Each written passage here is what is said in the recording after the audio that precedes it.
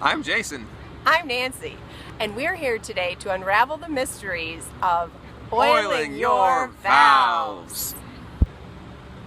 So exactly when should you oil your valves? Well, you should oil your valves whenever your valves don't work properly. Working properly means they should go up and down very smoothly without any bumps or anything else that makes them go slow. Use valve oil. And why should you oil your valves? Well, your valves. And why should you oil your valves?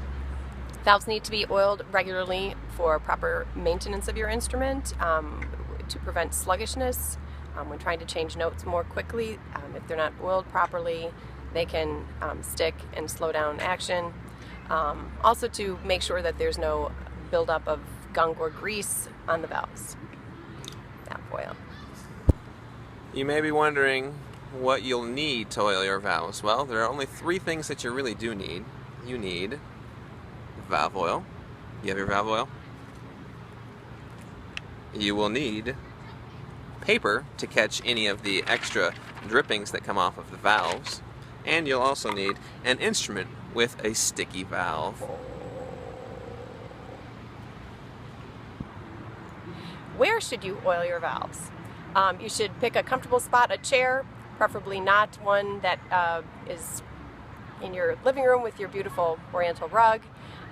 Someplace where if the drips get on the floor, that they can be washed. A comfortable chair so you have good balance when you're trying to remove the valves and put them back in.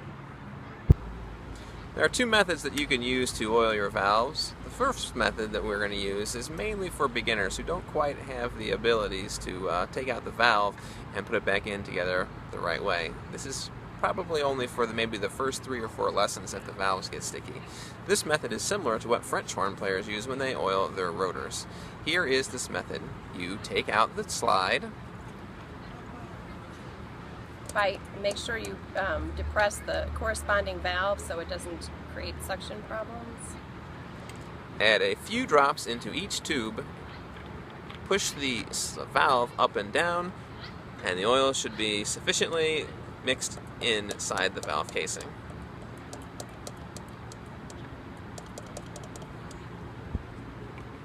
The second method actually involves removing the valves from the instrument,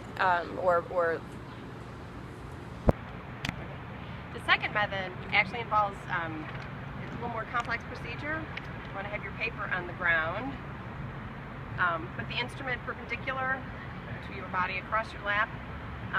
You're going to want to remove the valve caps. Now there are a couple of parts on the valves that move. The top parts, that where your fingers rest, you don't want to unscrew that. You want to make sure to grasp the valve from the valve cap which is attached to the valve and unscrew it. You should do this for each of the valves. Each of them should come off. Sometimes they don't, and you may need assistance from a music shop. Only using one valve at a time for safety and security. Once the cap becomes loose, you know it's ready to come out. Pull it out of the casing just far enough. You don't need to pull it entirely out, just far enough out of the casing to see the silver part. Using the valve oil, make sure you don't need to squeeze it very hard when you're applying the valve oil. So just tip it upside down, let gravity be your friend. The oil should sort of dribble out, sort of coat. As you're twisting the valve in the casing, coat the valve with valve oil. You should not have to squeeze very hard. That will create excess valve oil. Don't want that. When you're done applying the oil, put the valve back in the casing. You can twist. I like to twist it side to side. Make sure it gets everywhere. Are we done? Yeah. Should we wait till they? When you're done applying the oil, you want to rotate the valves in the casing just to make sure the oil goes everywhere by lifting it up. Do that to each of the valves. I won't demonstrate that here now, but do that to each of the valves in turn. When it comes time to put the caps back in place, you need to make sure that the direction of the valve is correct. If it is not, the tubing won't line up and you won't be able to blow through. So technique I always use is depress the valve about halfway and turn it, the top part, until it clicks. It'll click into place, it won't move any farther. Re-tighten the valve cap.